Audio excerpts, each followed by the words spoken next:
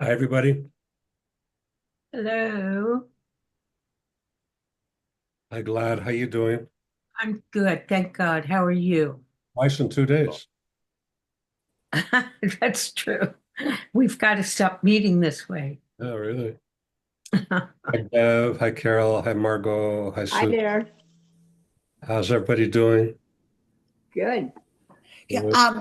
I am waiting for out of town company, Yeah? but I will stay on as long as I can. Okay, Susan, thank you. Appreciate you. And by the way, I have to tell you know that question about God building a rock, heavy rock? Oh, Rocky can't lift. Yeah. I have told so many people that, and I said, okay, what's your answer? And Oh, yeah, I've had a wonderful time, but I will stay on. They were supposed to be here at 7. I will stay on as long as I can. okay, Susan, thank you so much for making this a priority. Oh, yeah.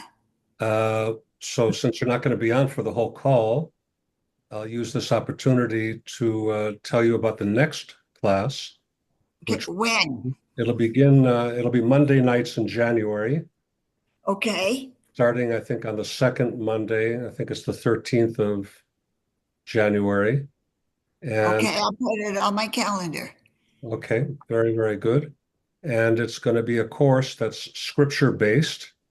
We're going to be Okay. looking at the initial stories in the book of Genesis, Okay. such as Adam and Eve eating from the fruit, the hostile relationship between Cain and Abel. These are the stories we're going to be focused on. I think we're going to finish with the flood, with Noah and the flood. We're going to be starting with the scriptural references, but we're going to be going much deeper.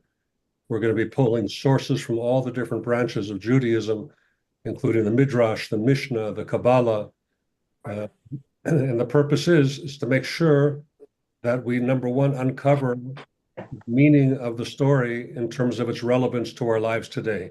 Because we're not just looking at stories that happened once upon a time. Everything that's in the Torah is eternal.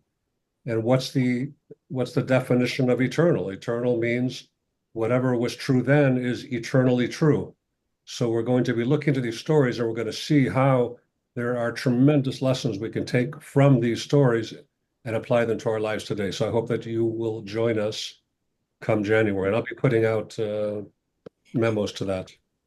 Sounds Thank good. you so much. I'm looking forward to it. Okay, good. Thank you. Me too. Me too. Hi, Robin, Rivka Sora. How are you? You doing good? Laurie's here.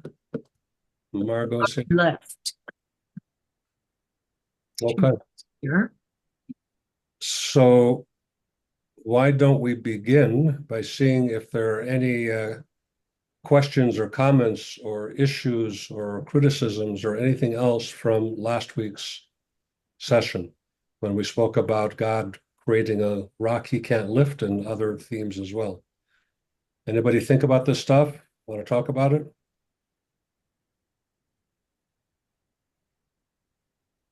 Okay. I am still thinking about what happened after Adam and Eve ate from the tree, or what would have happened if they didn't. Um, so I know you're speaking about that um, next week elsewhere. So I will look forward to hearing more about that. So I'll just touch on that briefly. Before before the ingesting of the fruit, evil was something external, meaning that if you were standing in the Garden of Eden, you would see evil somewhere out there, and you wouldn't be attracted to it because it would be completely external. When you had the choice between paradise and evil, the decision would be so obvious and so easy that you would choose paradise. You would never choose evil. But what happened when the fruit became ingested, at that point, the evil became internalized. And when it became internalized, our judgment became clouded. Evil became something very attractive. So what was once a decision based on true or false, or yes or no, or right or wrong, became something subjective, like I want. And therefore, evil to this very day is so internalized for all of us that no matter how good something is, we will find an element of not good in it. And no matter how evil something is, there is some element of good. So that's what the sin of eating from the fruit of the tree of knowledge represents. Also, the word knowledge is a misnomer because it's translated from Hebrew as knowledge, but the word actually means the word in Hebrew is actually da'at, or if you're Ashkenazi, da'as. And what is da'at? Can anybody tell me what da'at is? I knew it. So da'at, Give. da'at. Learning. Learning. Say again, Glad. Learning. Well, it's sort of it is related to learning, but basically in Kabbalistic parlance, there's three types of knowledge.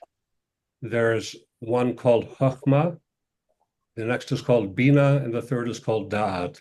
Chachma literally means when a flash of wisdom comes into one's head.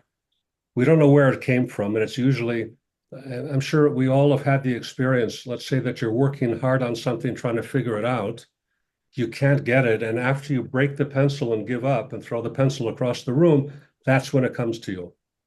That's the first degree of knowledge, and that's called Chachma. Chachma means a certain flash of something, but if you were to say to somebody who had that experience in the moment, if you said, what was that? They wouldn't be able to articulate because they themselves wouldn't know what it is. Then you have something called Bina. Bina is the second level, if you will, of knowledge. Bina means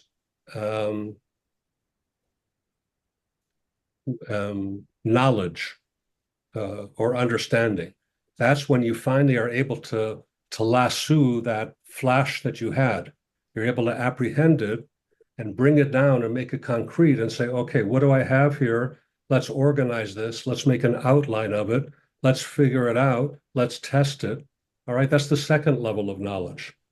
And then comes the third level of knowledge, and that's called Da'at. And that's also the name of the tree of good and evil. The tree of knowledge of good and evil is the Eitz. Eitz is tree. Da'at is knowledge. And now we're talking about the third kind of knowledge. And that third kind of knowledge, Da'at, represents intimacy. When you make something subjectively yours, when you own it, as they say in like today's parlance, I own it, whatever that means. For example, if we look in the book of Genesis, we see that Adam knew Eve, which is a euphemism for intimacy between Adam and Eve. The word in Hebrew for knowledge, when it says Adam knew Eve, is da'at. It was intimacy. So going back to Friday at 3 p.m. in the Garden of Eden, 4 hours until Shabbat, and parenthetically, if we had just waited another 4 hours, we would have been able to eat from the fruit with no issue. Just on Shabbat or from then after? No, from then after, we would have been able to enjoy. We would have perfected the world. It would have all been handed to us on a silver platter, but that's going to take us into a different tangent.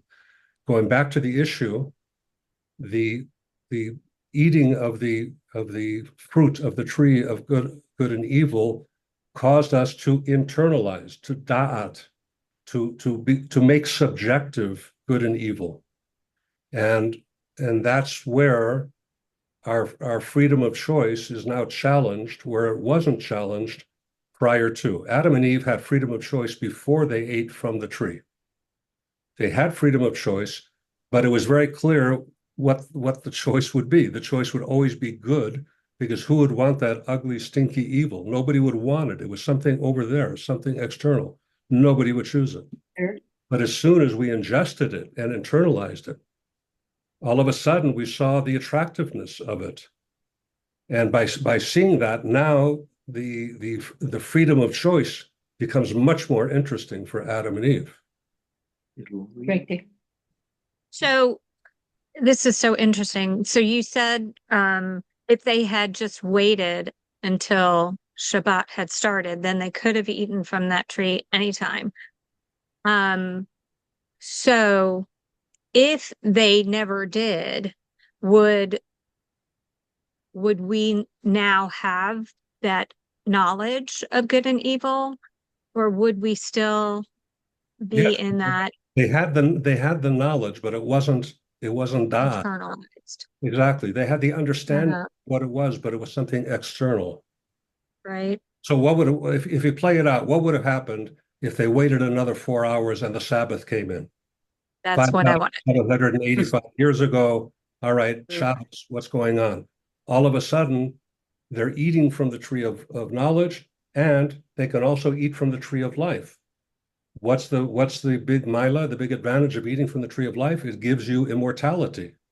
Hmm. So basically, Moshiach, the Messiah, would have come, and they would have lived forever, and it would be kumbaya, and everybody would be sipping pina coladas under the palm trees in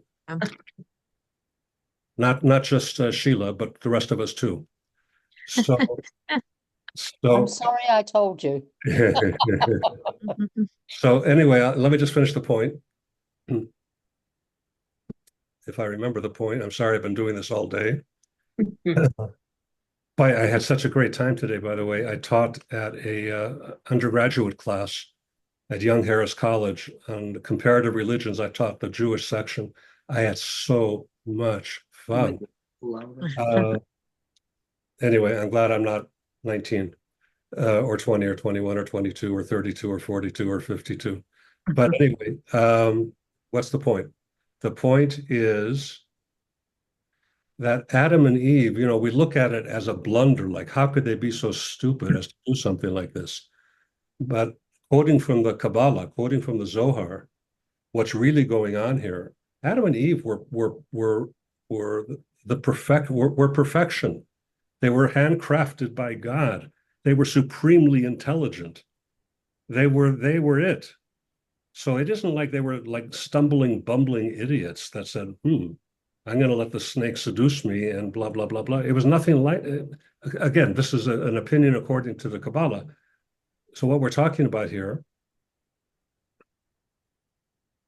Adam and Eve said, okay, yeah, we can have all these things given to us on a golden platter, but we're not interested in that. We want to go out and mix it up. We want true partnership with God. We want to go out, get our hands dirty. Yes, it's going to mean that women are going to be very uncomfortable in childbirth. Men are going to be sweating about earning a living. I'm just talking classic stereotypes. I don't mean to say that women aren't earning a living or anything like that. And they said, we want to mix it up. We want to get involved. We want to get our fingernails dirty, and we want to be partners in creation. So when you look at it from that perspective, eating from the tree of knowledge was an intentional trigger, even though they had to give up immortality in the process. Ellen. I might be being too concrete, but to clarify, you said if they had waited just a few more hours, it would have been Shabbat. Right. Is one allowed to pick fruit for consumption on Shabbat? Jews are not, but Adam and Eve were not Jews. Oh, okay. Oh, That was simple. Okay. Who else? No. Who else? I never thought that Adam and Eve were not Jews. That Yeah. Sorry to disappoint you, but there is actually life beyond Jews. As you know, Abraham was the first Jew. Noah was not Jewish. Noah was, and by the way, we see a similar paradigm playing out with Noah as we did with Adam and Eve. There was creation 1.0, and then there was creation 2.0. But to call it 1.0 and 2.0 is also a misnomer because it suggests that God went, whoops, didn't mean for that to happen. But since God knows, as we discussed last week, since God knows past, present, and future, how could he have not known what the decision would be? So what I'm saying is 2.0 is not 2.0. It's we started out one way and God knew it was going to turn in a different direction. The same thing happened with Noah. He created all of humanity and they became so unsalvageable that God decided to wipe them out and start 2.0. So we see this 1.0, 2.0 playing out. Parenthetically, what I find interesting about these kinds of 1.0, 2.0 analogies is that the 1.0 is when God is above and it's going from above to below. In other words, God is taking care of everything and we're the recipients. But we have a different dynamic with the 2.0. The 2.0 is starting below. It's starting with man lifting things up back to God. So we become active participants in 2.0. Okay, I'm just blah, blah, blah, blah, blah, blah, blah. Who else? Okay, you want to jump into this thing? All right, welcome to our sixth and final session of my God. So we've looked at all sorts of questions, very interesting questions, big questions. Why does God allow evil to exist? Why do bad things happen to good people? Why do good things happen to rotten people? Does God have feelings? Can God change his mind? And how do we have free choice if God knows what we're going to do? I think we had 25 questions. We've covered 21 of those 25 questions. It may be a blur for you, but that's okay. Which leaves us with 4 questions that we're going to cover this evening. And those questions are, number 1, why can't we see God? Number 2, how do we reconcile God with science? Number 3, is God jealous? And number 4, do we have to follow a system? If you're a Jew, do you have to follow the Torah and the commandments to be a Jew? If you're a Christian, do you have to emulate Jesus in order to be a good person, in order to have a relationship? If you're a universal member of humanity, are you obligated to do what we call the Sheva Mitzvahs B'nai Noach, the 7 universal commandments for all of mankind? Can you not do those things and still have a relationship with God? So why don't we begin with the first question, which is, why can't we see God?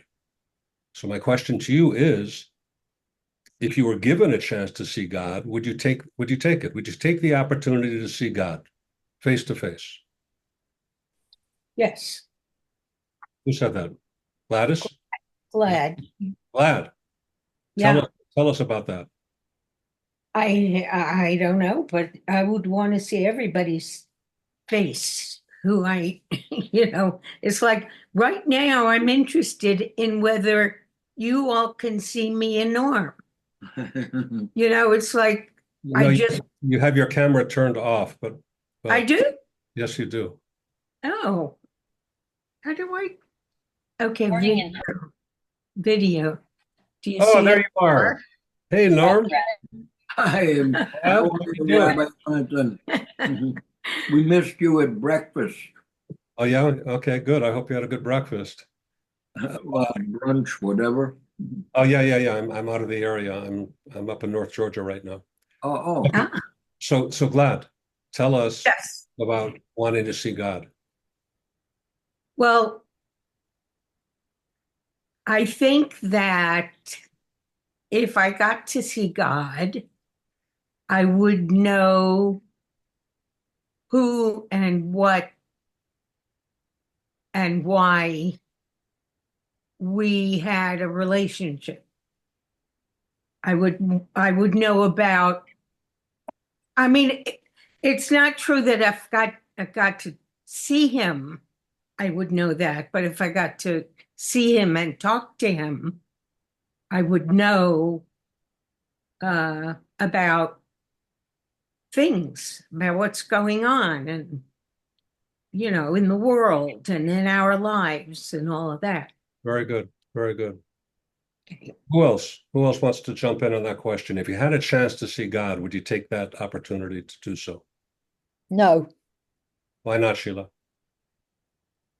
I'd be too scared to find out about what was going on. It's his responsibility, not mine. I love it.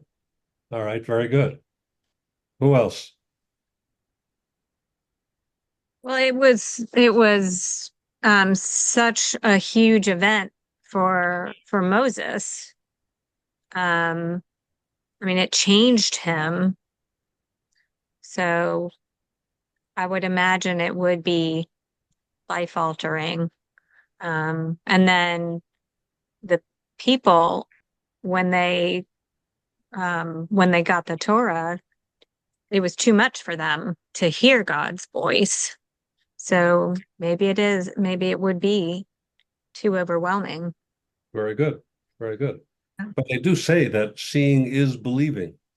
And we know that when we see things, they become so much more real for us. By the way, it's interesting to note that in the laws in the Shulchan Aruch, in the Code of Jewish Law, as well as Maimonides, when he lists all the various laws that there are, also in the Talmud, there's a law that says that if a judge witnesses a capital offense, he is disqualified from being the judge.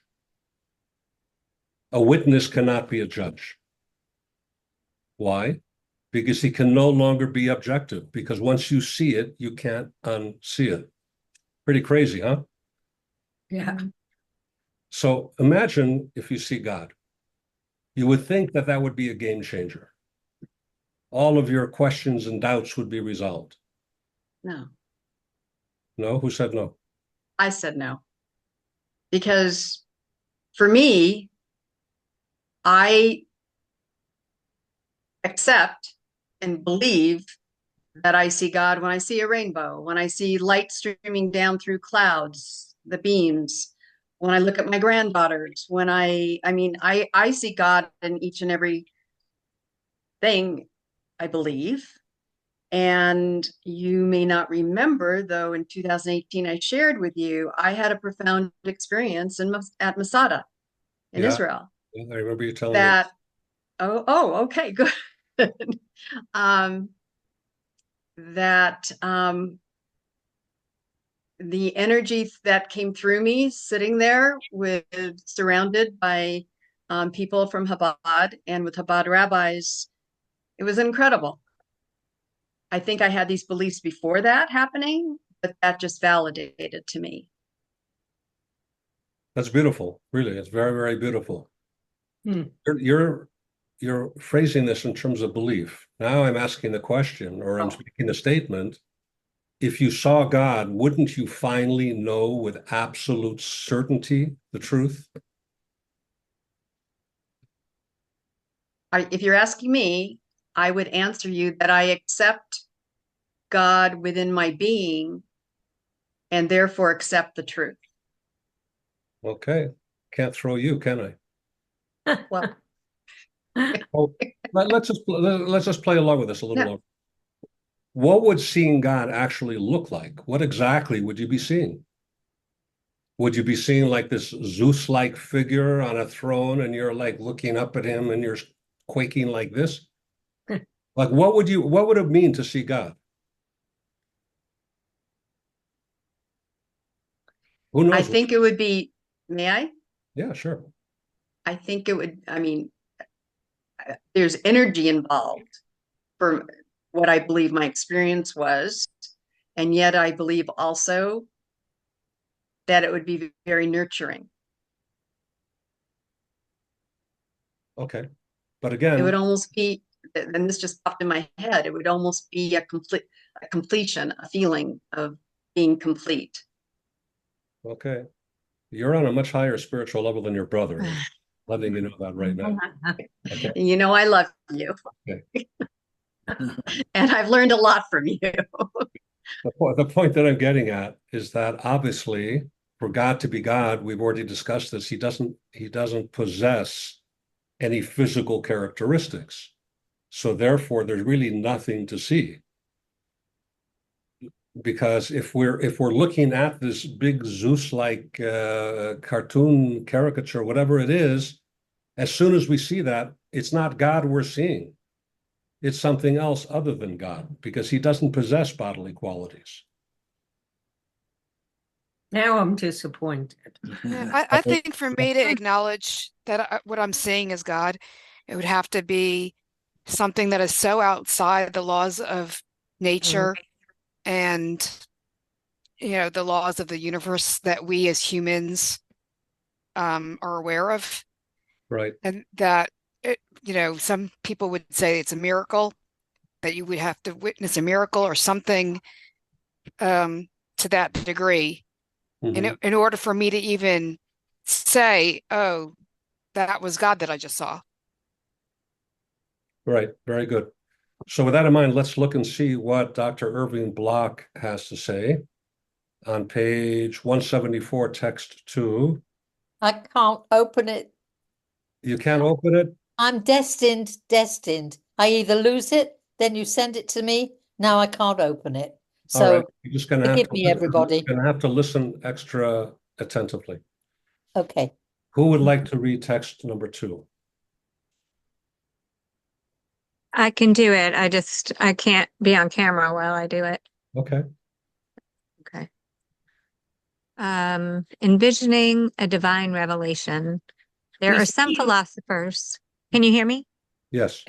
We Okay. see- Oh, you see me too? Yes. Yes. Yeah. Oh, that's good to know. I didn't realize it worked that way. All right. There are some philosophers such as N.R. Hansen who argue that, as a matter of fact, there is at present no such evidence for God, but there might be at some point in the future. What would such evidence look like? Hansen describes it for us. The heavens open, the clouds pull apart, revealing an unbelievably immense and radiant Zeus-like figure towering up above us like 100 Everests. He frowns darkly as lightning plays across the features of his Michelangeloid face. He then points down at me and exclaims for every man, woman, and child to hear, I have had quite enough of your too clever logic, chopping and word watching and matters of theology. Be assured, N.R. Hansen, that I most certainly exist. You want me to keep going? Yeah, please. Okay. The first question one has to ask is, if it is God himself, this would deny the basic thesis of monotheism, that God is not a finite figure that has a visible form. No one raised in this tradition of the Bible would ever suppose that a Zeus-like figure could be a manifestation of God, much less God himself. An ancient Greek might, but Hansen was not addressing himself to an audience of ancient Greeks.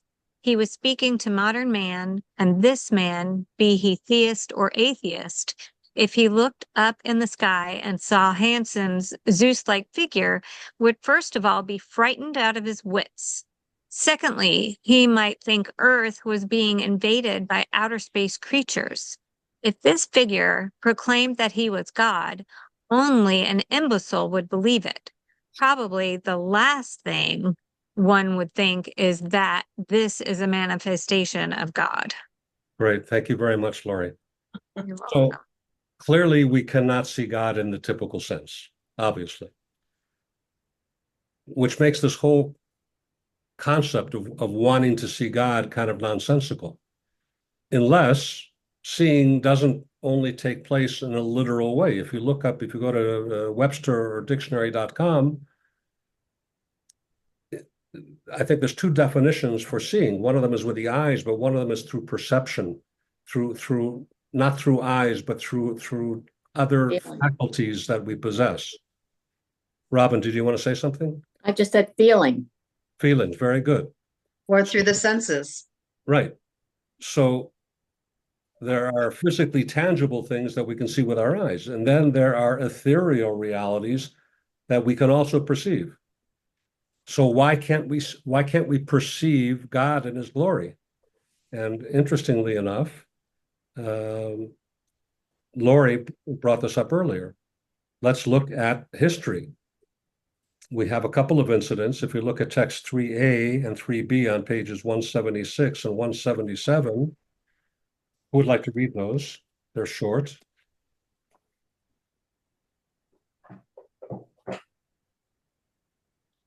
Oh, well, Okay, Margot, thank you. it's Revelation at the Sea. A Yes. human king arrives in a province, accompanied by his inner circle, warriors riding at his side, and he is preceded and followed by legions of soldiers. Yet, because he is human like all others, everyone asks, which one is the king? However, when God was revealed at the Red Sea, there was no need for anyone to ask, which one is the king? When they saw him, they recognized him, and they all proclaimed, this is my God, and I will glorify him. And then the Revelation at Sinai.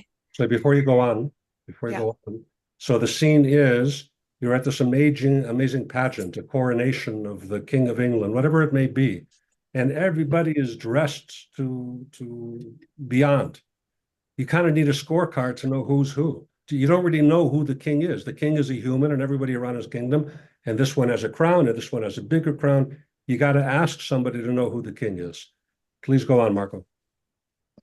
Book of Exodus. Go on. Revelation at Sinai.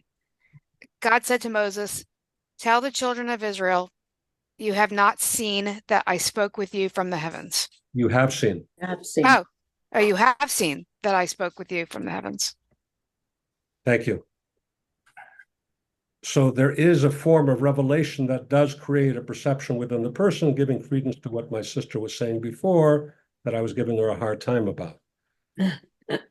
And this happened, I mean, we see this happening with the prophets as we read the prophets in the Torah, in the Old Testament. They didn't see God literally. They beheld and they perceived God, his reality in other ways. Let's look and see how the Alter Rebbe describes this on page 178, text number 4. Alter Rebbe says, Moses and the other prophets apprehended God with what scripture refers to as actual vision. For example, you shall see my back, and I saw God, and God appeared to Abraham. Now, clearly, the expression of seeing is meant in a metaphorical sense and does not refer to literal sight by the physical eye. Nevertheless, the analog needs to resemble the analogy.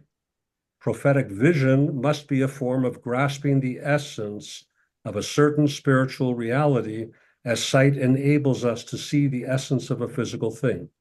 Thus, Onkelos, parenthetically, was the first prominent commentator of the Torah before Rashi. Thus, Onkelos translates Abraham's encounter mentioned above as God became revealed to him, meaning that God, who was hidden, became manifest and revealed to Abraham. So, our question remains, why can't we perceive God clearly?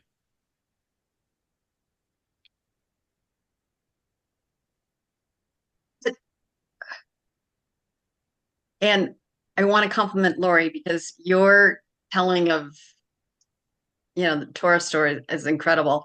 So forgive me, I do not have that. Going back to you shall have my back, when God talks, it was to Moses, correct? Yeah. At that point? Yeah. Okay. But wasn't it that God said something to the effect of, you can't see my face, so to say? Right. Or something to that effect. Can you pick it up from there and retell that part of the story? So the Jewish people are busy dancing the hora around the golden calf. And Moses has a lot of begging and negotiating to do to get God to not wipe us out. So finally, God accepts Moses' argument. He says, okay, I'm with you. And Moses then says, you know, I got this real desire. I really want to see what you look like. And God says, you can't possibly do that because it'll be so overwhelming for you. Your soul will literally leave your body, meaning that you will no longer be a man. You will no longer be a human being. Your entire soul will become subsumed. It's not going to work. So all I could do metaphorically is pass behind you, and you'll kind of like see my shadow against the rock, meaning that you can get an essence of me, but you can't get all of me. So that's what we're talking about now. What we're talking about now is we can't possibly grasp the full reality of who or what this God is, but we can get a faint glimmer, we can get a faint scent of what it is. So obviously, you could say, for the purpose of like, why would we want to do this? What are the benefits to having this perception of God? Well, on one hand, it would make life much easier. Knowing for certain that God is real would help us kind of stay in a good place. No? That's what was Glad's opening point this evening. That's the argument for us enjoying a clear divine perception. But there's also a couple of reasons why it may not be such a great idea. Number one, God wants us to discover him. That's been our theme for the last 6 weeks. God wants us to choose the relationship. He wants us to discover him. It's up to us to opt into the relationship with God. And secondly, even if we were able to see God, would that even be beneficial? Historically, it didn't turn out so well when we had these opportunities, as Lori pointed out. Think about it.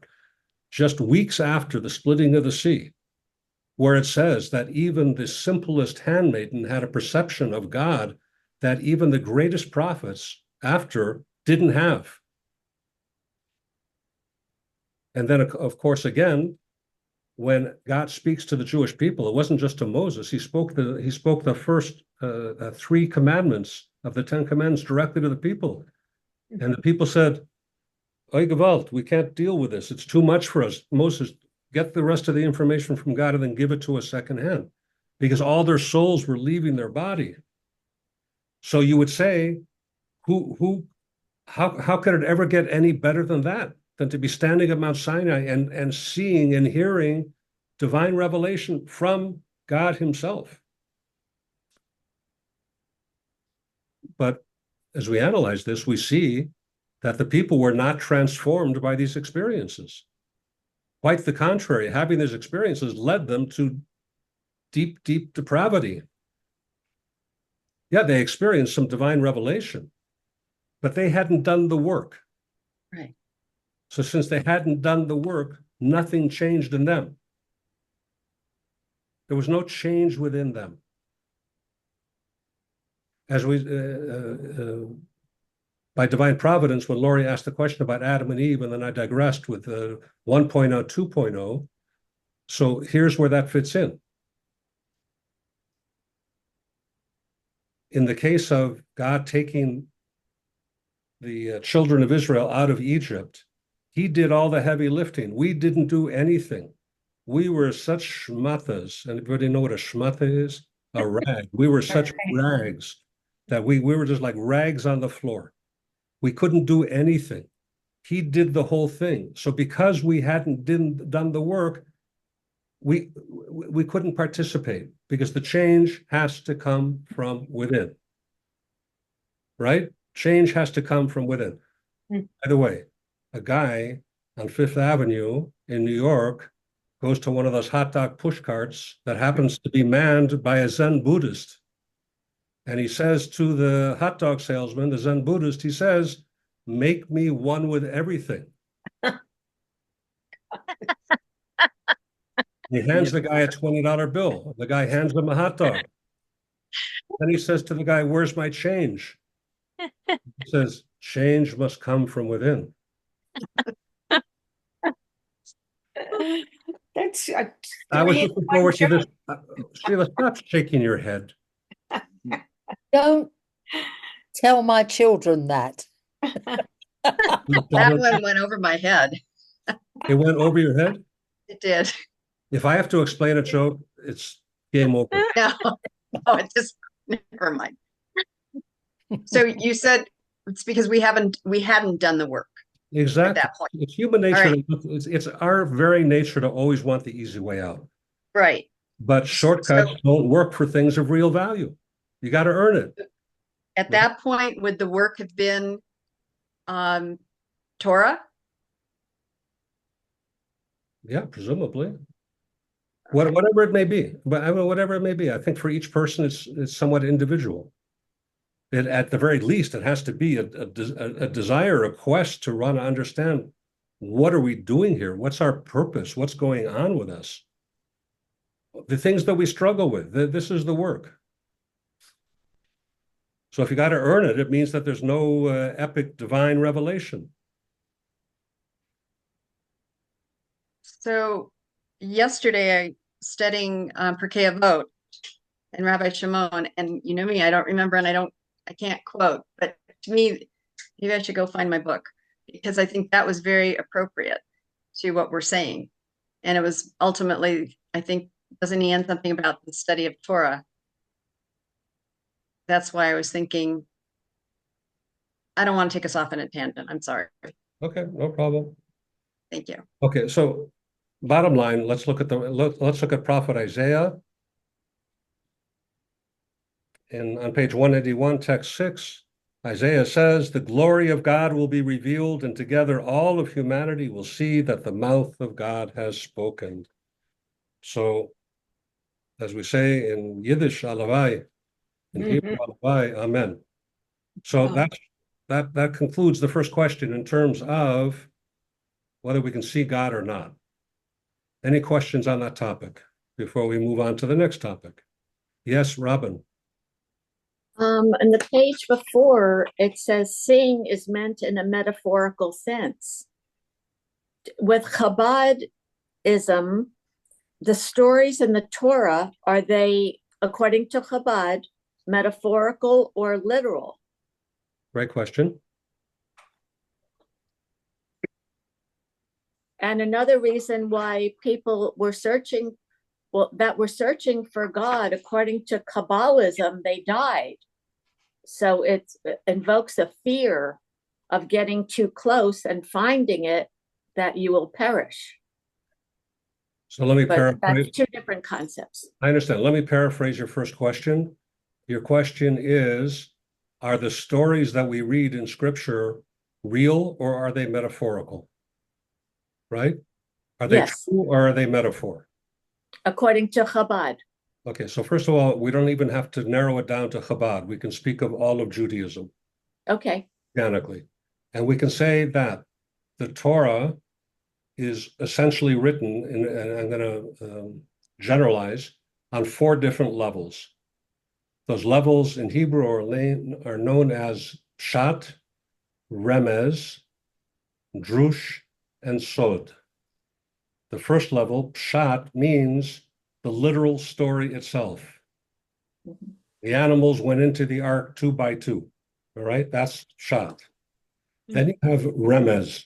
Remez literally means hints, where this is what it says, but this is what it means based on the fact that the root of this word is etymologically related to another word. Then you have another level called Drush. Drush is the homiletical, the homiletical interpretation, until you get to Sod, which is the highest level, which is the spiritual meaning of what we're talking about. One level. What does homiletical interpretation mean? Homiletical means being able to draw conclusions and like being able to tell stories based on the interpretation of what this actually means.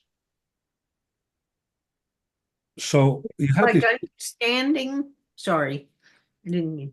Go ahead. Is that like understanding? Is that what? Well, it's all different ways to understand the same sentence. But when we go back to the animals went into the ark 2 by 2, is that true or is that a metaphor? Is the question. And the answer is it's true. All levels are absolute 100% unadulterated true. And even though sometimes they look like they contradict each other, they actually all become reconciled. So the cute story that we read is true, as is the most esoteric, high-minded spiritual answer. They're all true. There's nothing not true. Okay.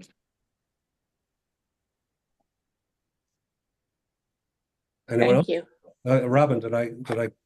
Yes. So that's why there's so much interpretation and reinterpretation through the ages. Is that correct? Well, Not being correct, but I mean, is that God makes it very clear when he gives the Torah to Moses, as well as the companion oral tradition that gets passed down, is that our job is to break our head on this stuff and to draw out what's true. And there's very strict, this is not just like well, let's try this, or let's try moving this letter over here, and let's do that. There's very, very strict laws in terms of what you can manipulate and what you can interpret. It's not just like a willy-nilly kind of thing. Anyone But else? isn't there a difference between the truth and the whole truth? So help me God. Well, I think like you can say, yes, it's really true. The animals loaded onto Noah's Ark 2 by 2. But that doesn't mean that there weren't 500 other arks where 1,000 other animals floated on. Actually, we believe that is the whole truth, that somehow all these animals made it onto a 400-foot yacht, 400 by 100 feet, and there were 3 levels, and somehow all the animals coexisted. They didn't give birth, and for the duration of their time on the ark, et cetera, et cetera. There were no other arks from a Jewish perspective. What if there was other boats, There were no other boats. other land masses? There were no other land masses. Which doesn't mean that somebody doesn't say that there were. I'm just saying from a traditional Jewish perspective, this is it.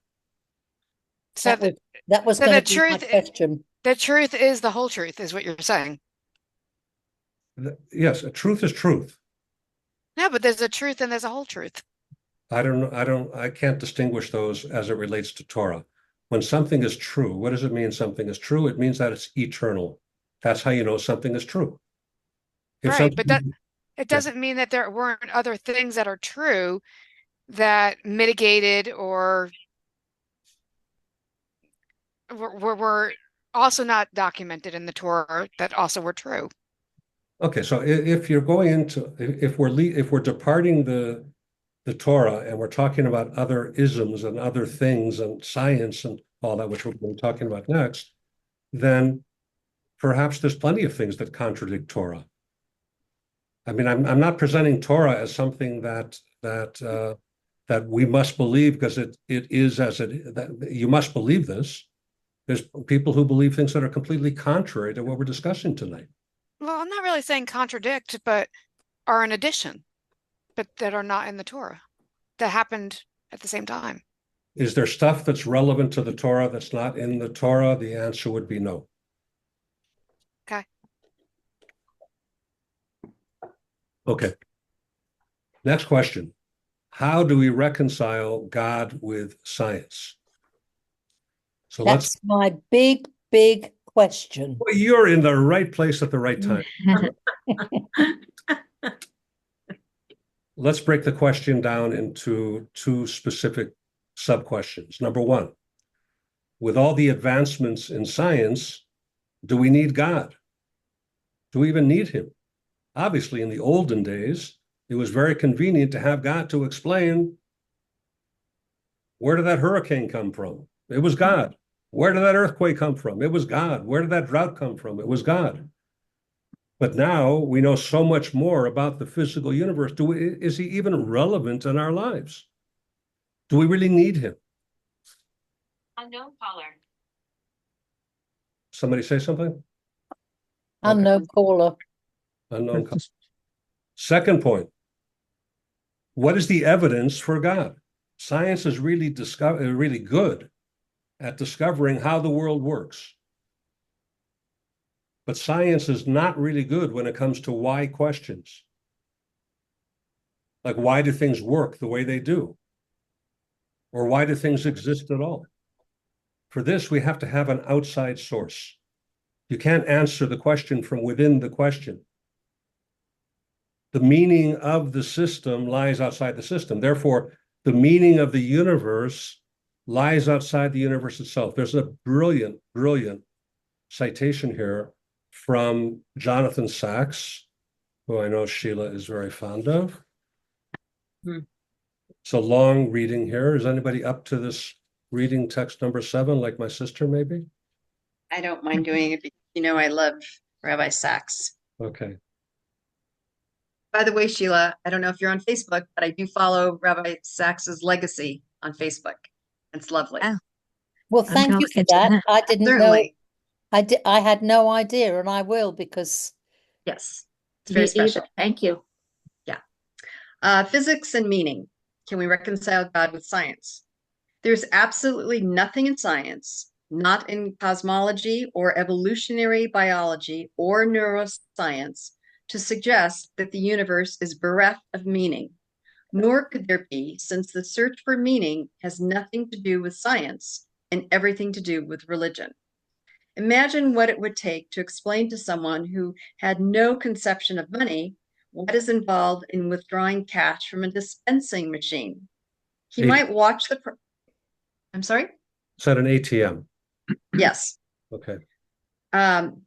He might watch the process 1,000 times, understand precisely the physical properties of the credit card and the dispensing ATM machine, but still have no idea what had taken place.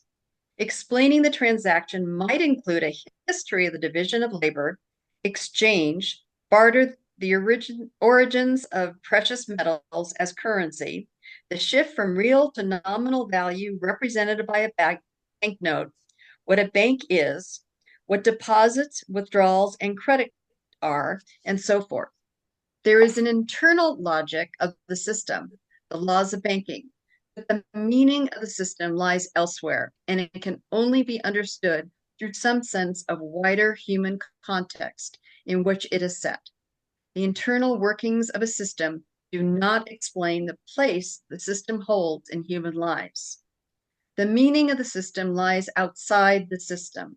Therefore, the meaning of the universe lies outside the universe. The same is true for science, whose subject is the interrelationship of things within the natural world. Nature is sublimely indifferent to who we are and what we deserve. There is nothing moral about it. It carries no meaning within it. Science tells us how the parts are related. It cannot tell us what the totality means. Thank you very much. That's a long reading. I appreciate it. So what is he saying here? He's saying that you can observe, you can analyze, you can deconstruct, you can reverse engineer this ATM machine. You can understand how it works and how you put a piece of plastic in it and you get paper bills out of it. Totally. But if you're a Martian that's understanding all that, looking at it, you're not going to understand what the value of this is. Why are people standing in line to get these pieces of paper by using a piece of plastic? It will never make sense from within the system. This cannot be, in other words, you cannot understand what's going on here just by understanding the ATM itself, because the ATM is just doing its job. The actual meaning of the ATM is outside of itself. And the same is true with our world. I'd like to present the following video.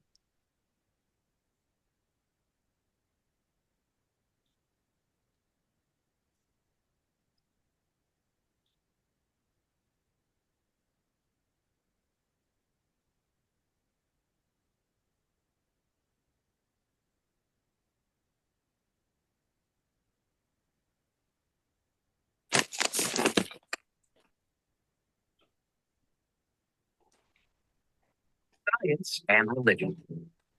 Throughout the centuries, practitioners of both have clashed over perceived contradictions. But is there another way? One in which science and religion are not in competition for ultimate truth? Let's begin with a poem, Binging by Dr. Seuss. I can watch that show some other day, thought I'd say. I have plenty of time to watch that show, I thought I'd go. I can take a break right now, I thought I'd vow. But then I thought, but then I thought, but then I thought, why not watch that show right now? Of course, Theodore Seuss Geisel never lived to see the dawn of binge watching. This plausible fabrication was created in under 3 seconds by an artificial intelligence called GPT-3 at the prompting of a New Yorker magazine staff writer who asked the AI to write a Dr. Seuss poem about binge watching Netflix. I would say that it is a general purpose language tool. So you can give it a problem statement, or you can give it a what we call a prompt. All of what it's doing is looking at a sequence of words, basically, and trying to predict the ones that should come next. But to do that well, it has to sort of understand the structure and what a human would think would come next. It's trained on looking at lots of text and predicting what would come next. The next time the topic of AI comes up over dinner, you can explain how, in response to write a joke about a rabbi giving a sermon on Shabbat, GPT-3 can calmly spit out, because it was the day of rest. But knowing how something works is only half the equation. There is an entirely different set of questions that need to be answered before you begin prodding the robot, such as, why are you turning to AI? Are you writing speaker bios or blog posts? You want to simplify and summarize a complex text for third graders? Or are you trying to generate new, creative app ideas? Knowing how the text is processed and then predicted does not help you answer any of these questions. Technical knowledge will not help you generate a good prompt. Here's how the late Rabbi Lord Jonathan Sacks put it. Science takes things apart to see how they work. Religion puts things together to see what they mean. And we need them both, the way we need the two hemispheres of the brain. One way of seeing the difference is to think about their relationship with time. Science looks for causes of events, and a cause always comes before its effect. How did the window break? Because I threw a stone at it. First came the throwing of the stone, then came the breaking of the window. Science looks back from effect to cause. However, human action is always looking forward. Why did I throw the stone? Because I wanted to wake someone who was asleep to warn them that the building next door is on fire. An action always seeks to bring about something in the future. Science takes things apart to see how they work. Religion puts things together to see what they mean. Science may tell us how this universe works, but only divine wisdom and creativity can prompt us to write a life story filled with joy, creativity, purpose, and meaning.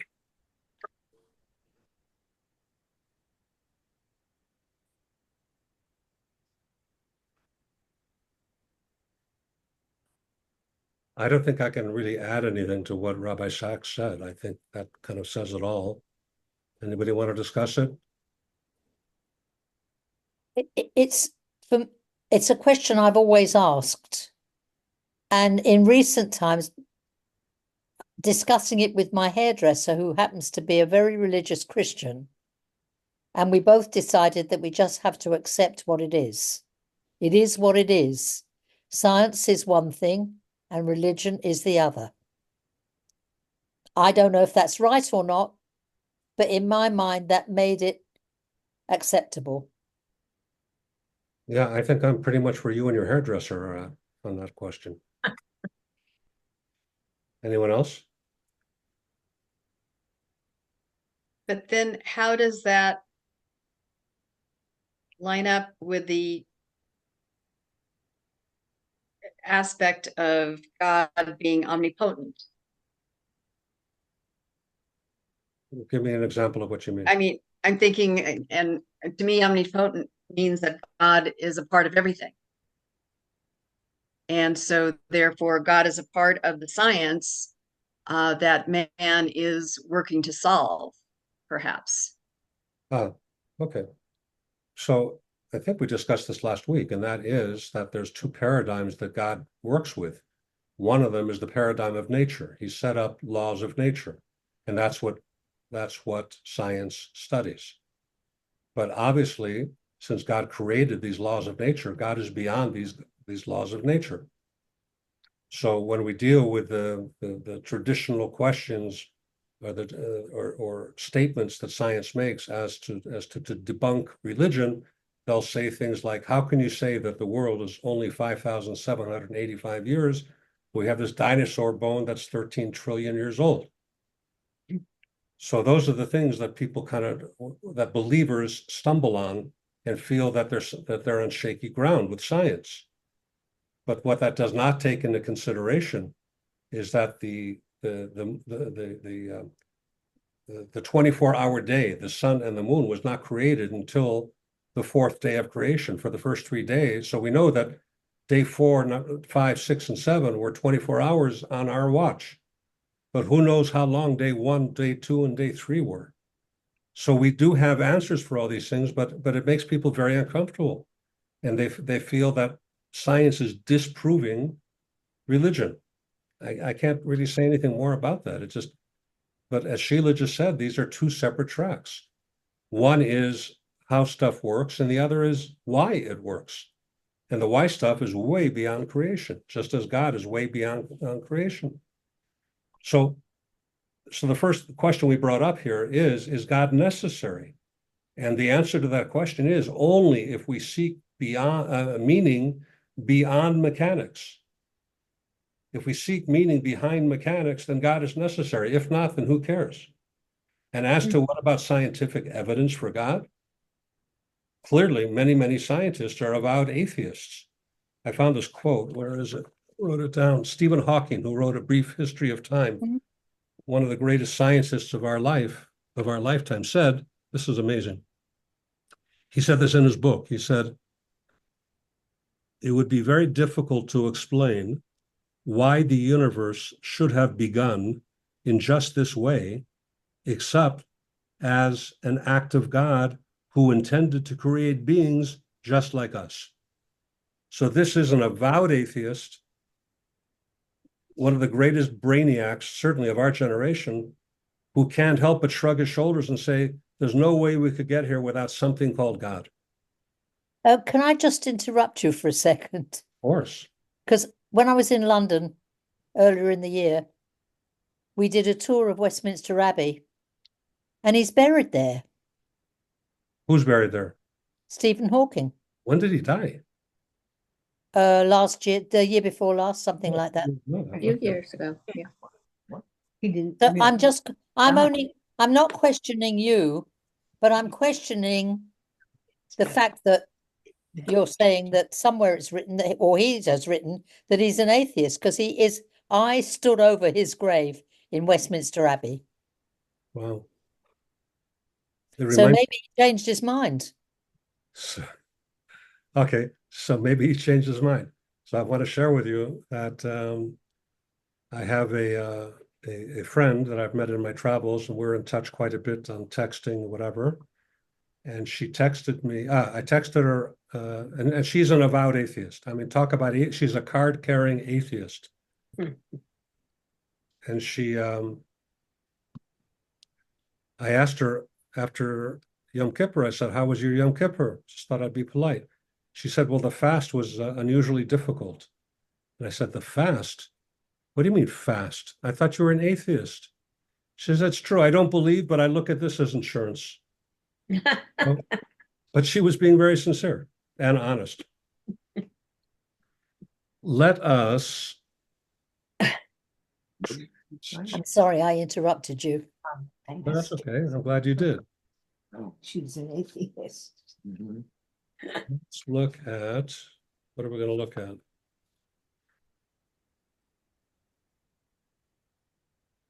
Let's look at text number 8. Who would like to read text number 8?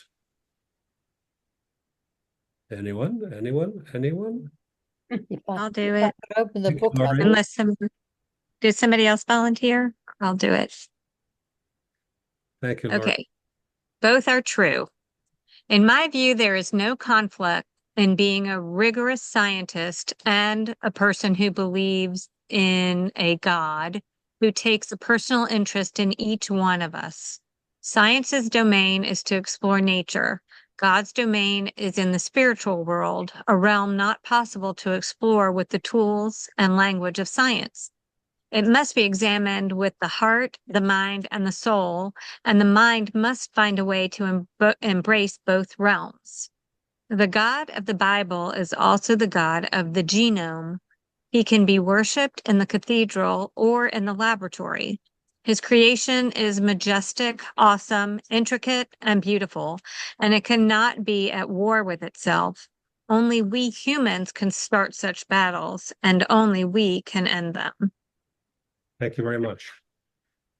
So not only is there space for God within science, science itself can actually help enhance belief in God. The more that science discovers, the more we realize we don't know.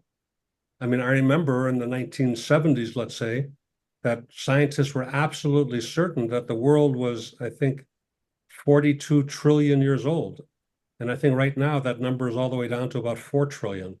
So they went, oops, we were off by 38 trillion. That's a big, big number.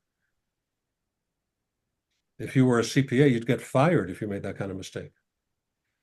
Let's finish off this question with text number 10 on page 186. Do we have a volunteer to read besides Lori and my sister? Anyone? I could open it. Honestly, I would love to. Yeah, sure. It's driving me crazy. Okay. So for the next course that we're going to do in January, you'll have plenty of advance time to get a book. I'd like a course on how to do that first. Okay.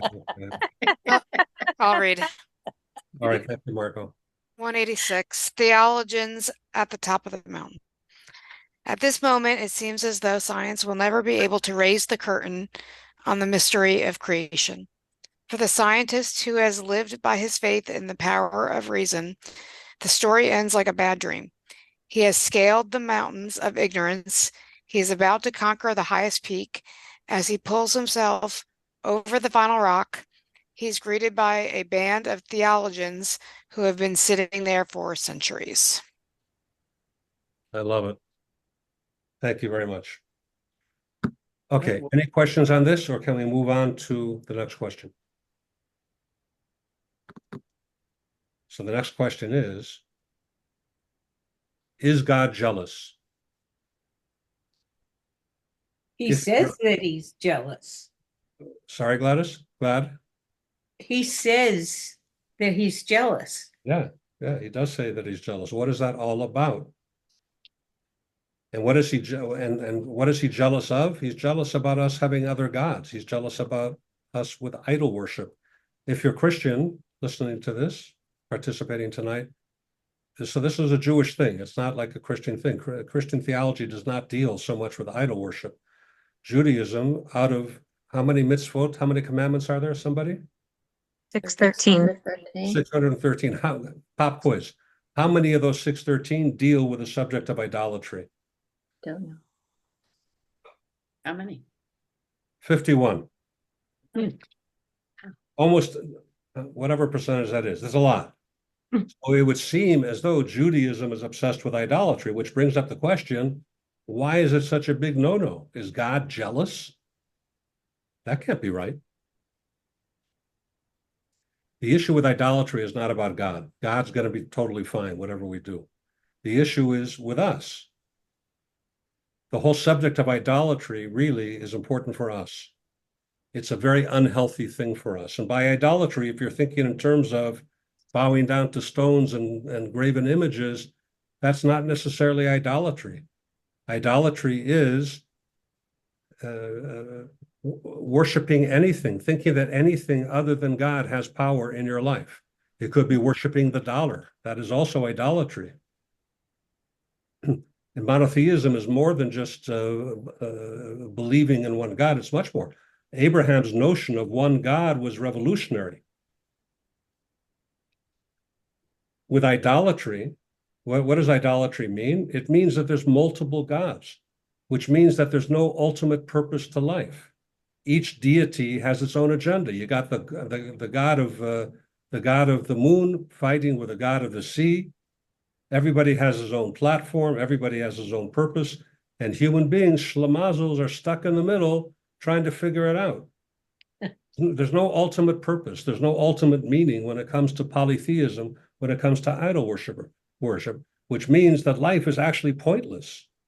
But with one God, with the belief in only one supreme being that loves us, belief in a single purpose, there is an ultimate purpose. And there is a meaning to life. And that changes everything. Let me give you an illustration. If you look at text 11 on page 187,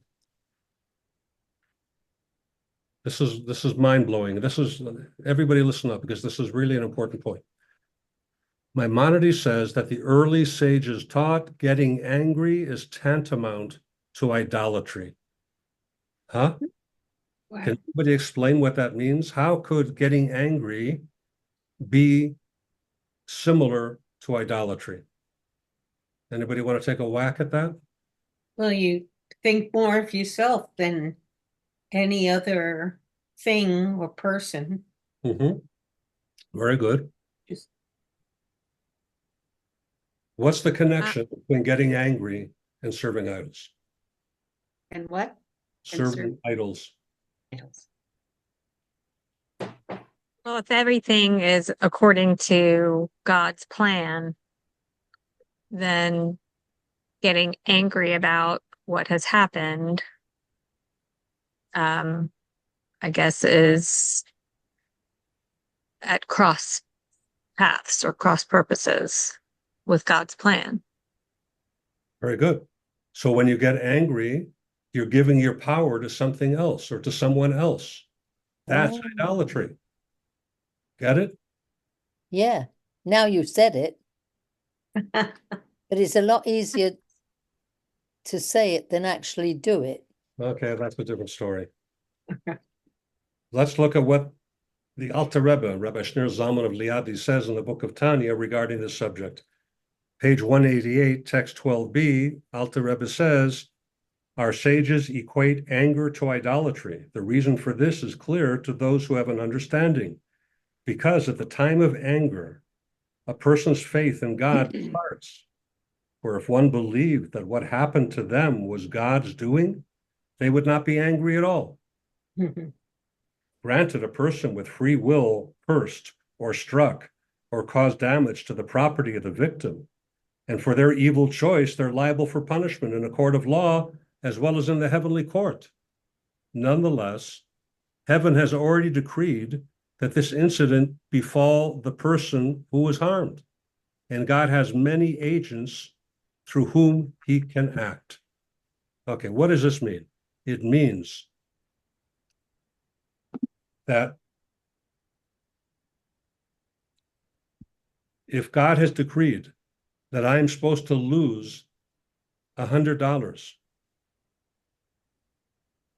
I'm going to lose that $100 by hook or by crook, one way or the other. What does it mean, hook or by crook? A crook comes up to me with a gun and says, I want $100. Give me $100. I give him the $100. That crook is liable. He's liable, obviously, in the courts. He's also liable upstairs. But had he not showed up with a gun, you don't think God had a zillion other ways for me to lose $100? So God can employ any number of agents. So if we apply this to anger, what's the point of being angry about a situation when you realize that all came from God? So if I were a spiritually refined individual, I would say to that crook, you know what, whatever just happened is between you and God. I got my own issues here. Obviously, I was destined to lose this $100. I got to work that out with God. You're on your own. I don't forgive you. I don't not forgive you. You're totally irrelevant in my life. No reason to be angry at that guy. Okay, don't try this at home, folks. It's not easy to live at that place. But be mindful of it. And if you do, it's incredibly liberating. You'll find yourself just not getting angry. I think I'm opening up a whole new ball of wax, but Okay, good. how can you just accept that God decided that somebody should take $100 from you and not be upset about, I didn't want to give it away. I needed it for something else. Why should I not protest at least that I lost $100 Okay. by hook or by crook? Okay. So knock yourself out. Protest. What do you want me to say? I'm saying that the path here to freedom, the path here to liberation, is to really understand the spiritual principle. And the spiritual principle is I had to lose that $100. If it wasn't that no-goodnik over there that held a gun to my head and said, give me that $100, it would have been something else. God forbid, it would have been a medical bill, which would have maybe been worse. It could have been any number of ways that I had to lose that $100. But everything comes from above, and that's what's important here. Pure belief, pure monotheism is the knowledge that only God has power over me. Giving that power to anything else, to anyone else, is essentially idol worship. Wow. It's a tough one. I'm not saying it's easy, but I'm saying this is for you. This is for you. This is for you to really deal with this issue, especially most of us would be angry in these situations. So what do we have to do? What's the mantra? The mantra is God is in control. We are not. That $100 obviously was never destined for you to spend on that new dress. Not that a dress costs $100, but whatever, you got the point. Anybody want to weigh in on this one? It's a tough one. Well, the only thing I wanted to say was I have heard people who are, I'm sure, a lot more religious than I am. Yeah, they're definitely more religious than me. Say it's God's will and they accept it. And that, I'm assuming, is what you're saying. Well, what I'm not saying is that I'm not saying kumbaya, let this guy go. No, you got to do what you can in the real world. Yes, you're supposed to press charges. Yes, all this kind of stuff. I'm just saying, don't let that control you. So maybe it's God's will that you're supposed to take this guy to court and get the money back. Maybe that's God's will. I'm not here to interpret God's will. I'm just here to really emphasize the message, which is that God's in control. And if God's in control, why do I need to be angry at anybody? This guy that stepped on my toe, I say, ouch. But if he didn't step on my toe, somebody else would have stepped on my toe. Rather he did than Bimbo the elephant.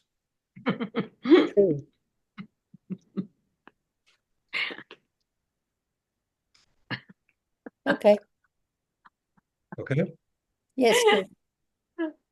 Who's laughing? Your sister. No, You remember? I'm sorry, Ellen. No, it's a piece of family history about an elephant. Oh, okay. And I don't think its name was Bimbo. Bimbo. Was I it? love the name Bimbo the elephant. Our father owned a bar. And he And this is not a joke. Well, No, in a way it is. Our father owned a bar in Hollywood on the corner of Normandy and Sunset. And if you're an animal lover or you're part of PETA, this is the 1960s, the early 1960s. Oh, yeah. The form of Bimbo. So I'm really sorry that if this is going to offend anybody, but You were very young. he got a giant elephant. I mean, when I say giant elephant, that's sort of superfluous. An elephant, which elephant by definition is giant. And he painted it pink and he brought it into the bar. And the customers started giving him Bimbo lots of beer. And the elephant Bimbo got drunk after defecating and eliminating all over the bar room. He fell asleep. I didn't know that. Yeah. So that's part of the story of Bimbo the elephant. The rest of it is X-rated, so I can't tell you. So let's move on to question number 4. I'm sorry that I laughed so hard. Question number 4 is, do I need to follow all these rules and be part of a system in order to have a relationship with God? I want to just be spiritual and whatever, and kumbaya and all that stuff. I don't want to play by any of these rules. I don't want to be a Presbyterian. I don't want to be a Reconstructionist. I don't want to be any of these things. I just want to have this relationship. What, in other words, can't we just be spiritual without having all these, I got to do 613 mitzvahs and stand on your head and spit purple pennies and like all this crazy stuff that we do? Do we really have to do it? So let's go back to our friend, our patriarch, Abraham. If we look at text 13a on page 190, here's what Maimonides has to say. After this mighty personage, Abraham, was weaned, he began to ponder deeply. Though he was a young child, he began to contemplate by day and by night. He had no teacher, nor was there anyone to inform him. Rather, he was mired in Ur-Kasdim's population, that's where he lived in Iraq, of foolish idolaters. His father, mother, and all the people around him worshipped idols. He would worship along with them, but his heart was busy analyzing everything, and he gained a clearer understanding. Ultimately, he arrived at the true way and understood the path of righteousness. Through his accurate comprehension, he realized that there was one God, that he created everything, and that there is no other God that exists. Pretty remarkable. There's this guy named Abraham. How he pulled this off, who knows? The ultimate original counterculturalist. He totally went against everything at that time in order to discover the one God. He smashed his father's idols. You guys have heard all the stories. What happens next? Let's look at 13b, page 191. Continuing with Maimonides, Abraham used his recognition and knowledge of the Creator to formulate presentations for the population of Ur-Kasdim and to debate them, informing them that they were not following the true path. When he won them over with the strength of his arguments, the king desired to execute him. His life was spared through a miracle, and he relocated to Haran.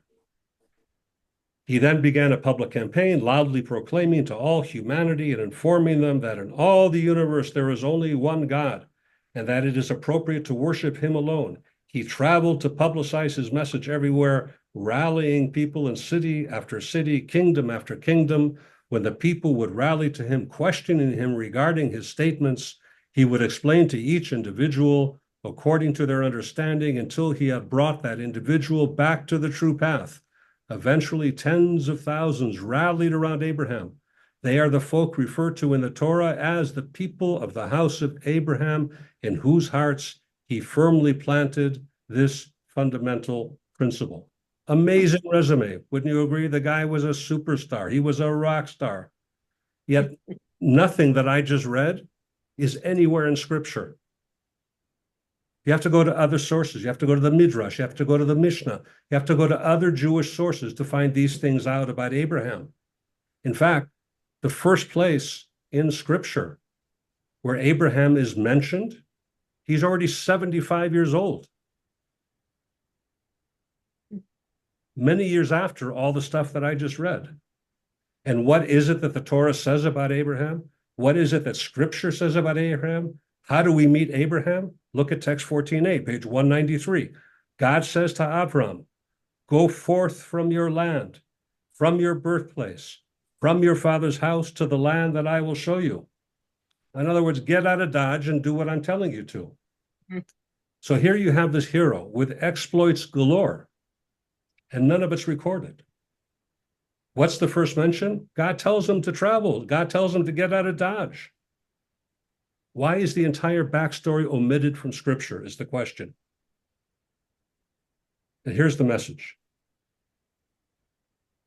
What makes Abraham a true rock star is not all this other stuff that he did, not all this self-discovery of God based on his own conception.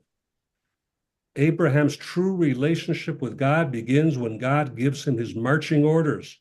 when God issues his first command to Abraham to leave your home, leave your family, leave your town, and go to a land that I will show you, a land flowing with milk and honey, and Abraham actually does it, that's when he's mentioned. That's when their relationship, when Abraham and God's relationship is actually formed. Let's look at text 14b, page 193, from the Rebbe. The Rebbe says, the Torah emphasizes at the very beginning of the Jewish story and the narrative of Abraham what makes a Jew unique. Abraham's uniqueness as a Jew and his elevated stature do not begin with his extraordinary qualities, with a closeness to God that he achieved through his own toil and efforts, but rather with God said to Abraham, go forth. It begins with God setting Abraham apart. Abraham's relationship with and attachment to God was established through God commanding him and his fulfillment of that command. What's going on here? We can concoct, we can construe our own relationship with God. We can meditate, we can chant mantras, we can smoke loco weed, we can do all sorts of things.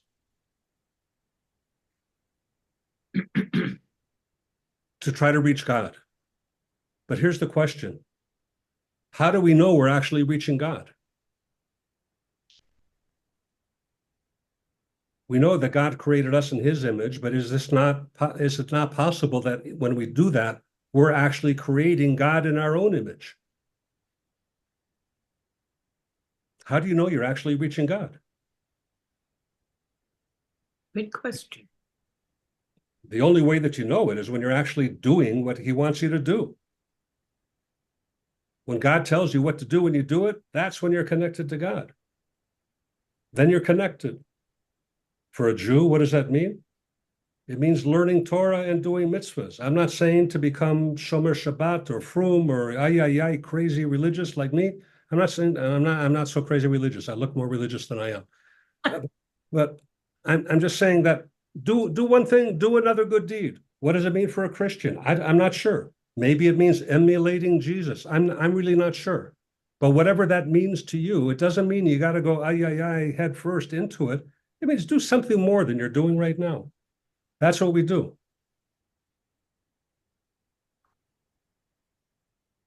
Questions, comments? When you were saying that, it reminded me of how I've been thinking for years that cleaning for Passover is the most spiritual thing I do. Because before you go on, explain to the people on this call what it means to clean for Passover.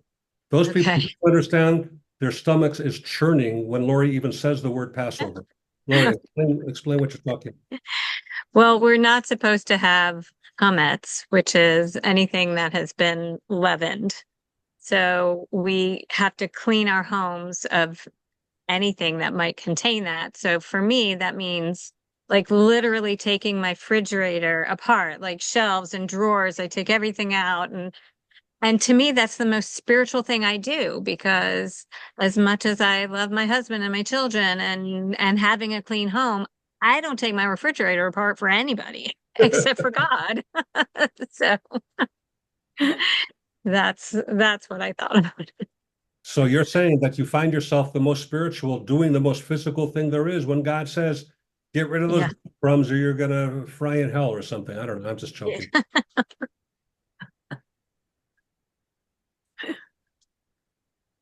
I want to share one last story with you. There was a Rabbi Meir Shapiro, his name was, and he was a very good fundraiser. He tried like the early 1900s, and he would travel all over the U.S. raising money for his yeshiva, raising money for his school. So he got to one town and he gave like an absolutely brilliant speech, like way up there, very, very intellectual speech. It was amazing. Everybody was abuzz. Okay, that's what he did. He would go from town to town, give these speeches, and people were so impressed with his genius, that hopefully they would give him money. Anyway, so he speaks at his one town. Everybody's going, oh yeah, this is amazing. But one guy comes up to him. He says, Rabbi, I want you to know something. I don't understand a single word that you said, but here's a check for your school. And Rabbi Shapiro responded, thank you. You're probably the only one who understood what I said. So all these discussions are great. Answering 25 questions about God, okay, fantastic. But there's only one measure for whether what we've learned together over the last 6 weeks has value or not, whether it hit the mark or not. And that is if as a result of what we've discussed, you and me, us together and individually, do one more additional positive deed in our lives, whatever that looks like for you. Why? That's what it's all about. What's the matter? Marlene, you're on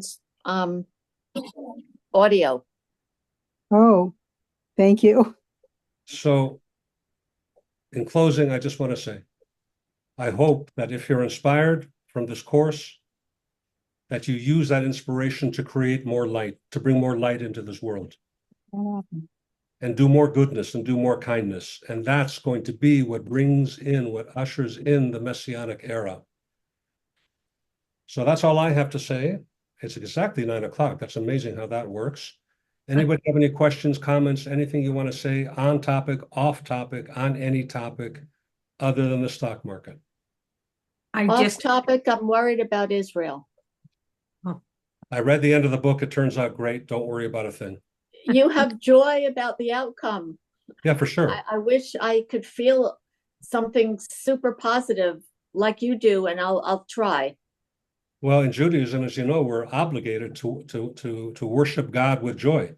On top of the Aron Kodesh, the Ark, where we keep the Torahs, and in every synagogue it says, worship God with joy. That's not a suggestion, that's a commandment. So the best way, here, you're sitting here in Ellijay or Blue Ridge, Georgia, like what are you going to do? What are you going to do for Israel? The best thing to do is to be happy, is to serve God with joy and to trust him completely that he knows how to take care of business. Oh, but what's going to happen? They're going to send these drones over and the Iron Dome is not going to shoot down the thing and the this and the that. Let me ask you a question. With all this crazy stuff going on over there, with getting hundreds of ballistic missiles on top of our heads, it's never happened to anyone ever. And the casualty rate is so minuscule. Is it because, oh, the Jews are so smart? Oh, they have such good engineers and scientists. Oh, and the army. Oh. No. Yeah, maybe some of those things are true. It's only because of God. God has Israel in mind from the beginning of the year to the end of the year. We are the apple of his eye. We have nothing to worry about. Yeah, it's scary.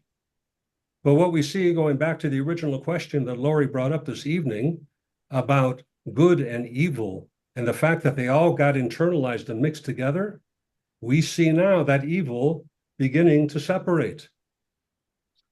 What's good is good, what's evil is evil, and it's becoming black and white for people to see. It has not been that obvious as it is right now in the entire history of mankind.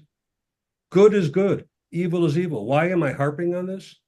Because we know from prophecy, we know from Zechariah, is that how you say it? Zechariah, well, whatever. Isaiah, that for Messiah to come, the good and the evil have to separate. And that's what's happening before our very eyes. And the whole world has to choose sides. What side are they on? So, Robin,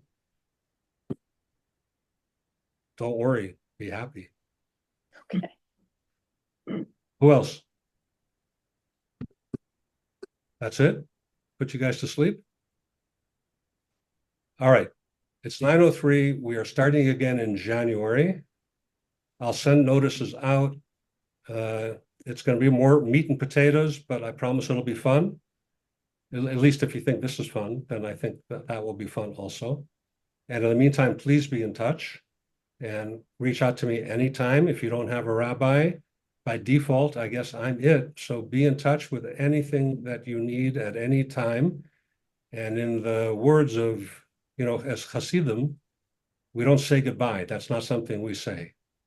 We say, in the words of Roy Rogers and Dale Evans, Happy trails. Trail. Happy trails to you until we meet again. Right. Thanks, everybody. Great seeing you. Thank you What a so much. All right. Thank you. All You're a right. great Thank bunch you of so people. much. I hope we meet in January. All right. Nice to be with all Me of you. too. We'll meet on the Yes. To be trail. learning with all of you. All right. Take care. I agree. Enjoyed it. Bye-bye. Happy trails. Happy trail.